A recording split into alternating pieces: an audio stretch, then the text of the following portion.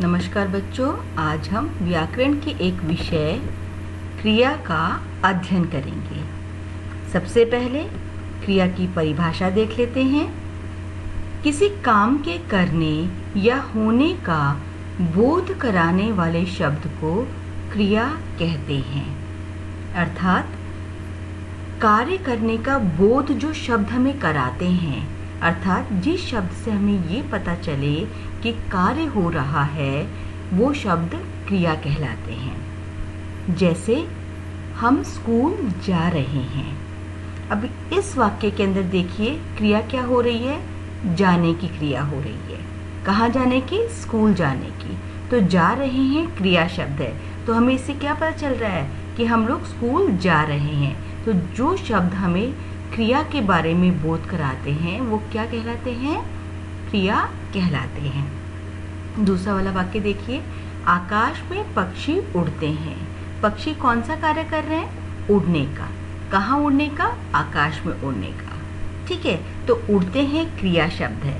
तो जो शब्द हमें काम करने का बोध कराते हैं वो शब्द क्या कहलाते हैं? क्रिया कहलाते हैं। क्रिया के भेद देखते हैं। अब हम लोग क्रिया के दो भेद होते हैं। पहला अकर्मक क्रिया, दूसरा सकर्मक क्रिया। सबसे पहले अकर्मक क्रिया देखते हैं। अकर्मक अर्थात जिसमें कर्म नहीं होता। अ का मतलब होता है नहीं।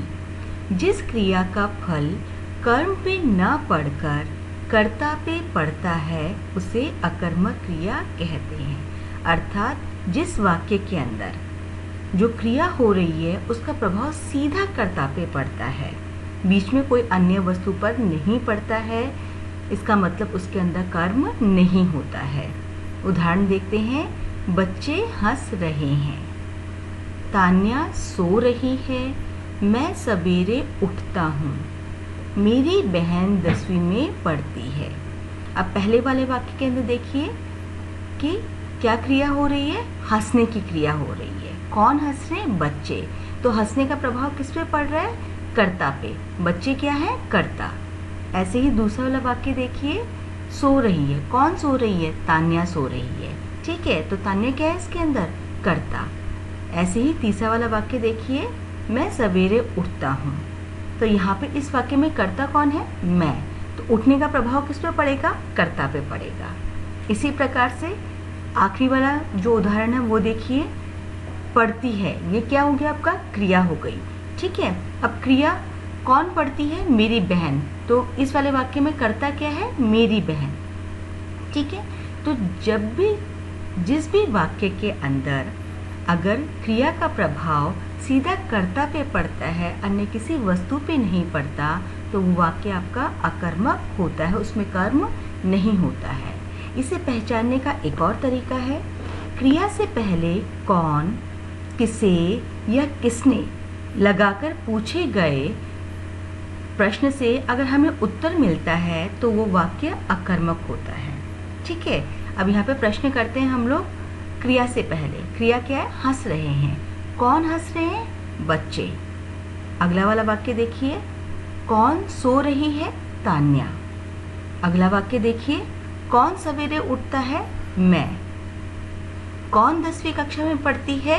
मेरी बहन। तो इन सभी वाक्यों के अंदर कौन से अगर हम लोग प्रश्न करते हैं तो हमें उत्तर मिलता है, तो ये क्या हो गया? अकर्मक क्रिया। इसे पहचान का बहुत अच्छा तरीका है ये कि कौन, किसे या किसने लगा के अगर हम प्रश्न करते हैं क्रिया के साथ में तो हमें उत्तर मिलता है। अगर उत्तर मिल जाता है तो वो वाक्य जो है अकर्मक होता है, उसमें कर्म नहीं होता। तो दूसरा भेद देखते हैं इसका हम लोग, सकर्मक क्रिया। इसकी परिभाषा देखते हैं।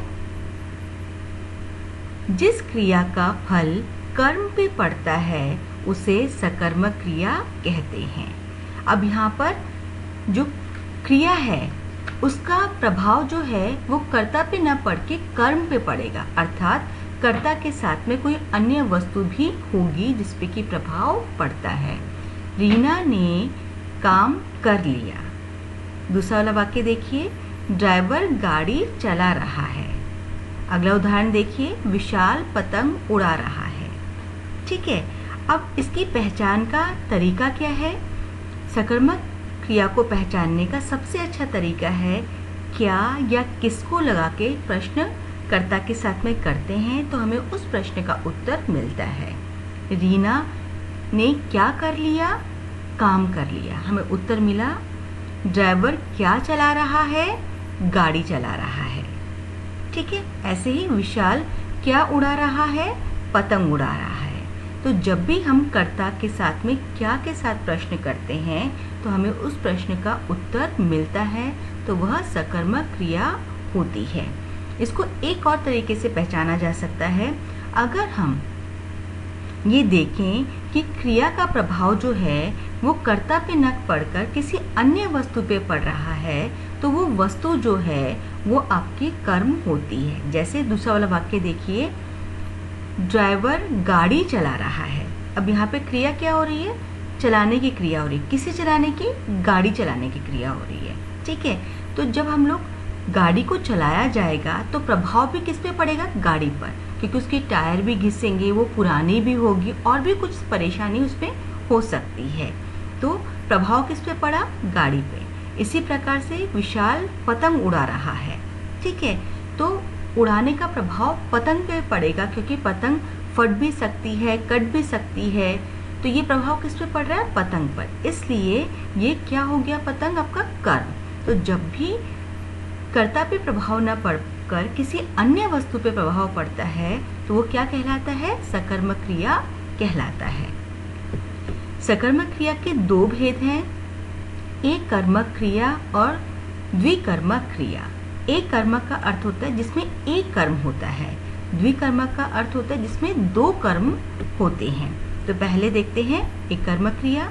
जिस क्रिया के केवल एक कर्म होता है उसे एक कर्मक क्रिया कहते हैं। जैसे पिताजी अखबार पढ़ रहे हैं। अब प्रश्न क्या पूछेंगे हम लोग? पिताजी क्या पढ़ रहे हैं? अगर हमें उत्तर मिल गया तो वो एक क्रिया है आपकी। पिताजी क्या पढ़ रहे हैं? अखबार पढ़ रहे हैं। हमें एक ही उत्तर मिल रहा है इसका। इसी प्रकार से दूसरा उदाहरण देखिए, मजदूर पुल बना रहे हैं। मजदूर क्या बना रहे हैं? मजदूर पुल बना रहे हैं। दूसरा देखते हैं इसका भेद, द्विकर्मक क्रिया। जिस क्रिया के दो कर्म होते हैं उसे द्विकर्मक क्रिया कहते हैं। जैसे माली पौधों को पानी से सींच रहा है। दूसरा वाला वाक्य देखिए, नर्स रोगी को दवा खिला रही है। अब इसकी पहचान के लिए हमें क्या करना पड़ेगा? माली क्या कर रहा है? पौधों को पानी दे रहा है।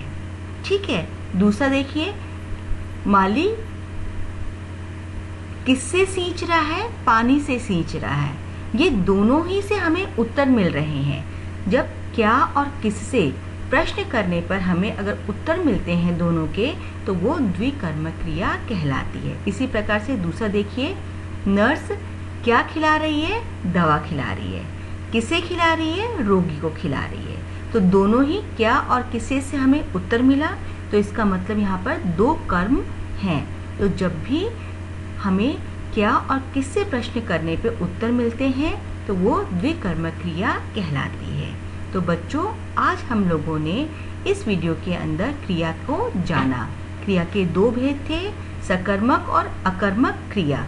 सकर्मक का अर्थ होता है जिसमें कर्म जुड़ा हुआ होता है और अकर्मक का अर्थ होता है जिसमें कर्म नहीं होता है।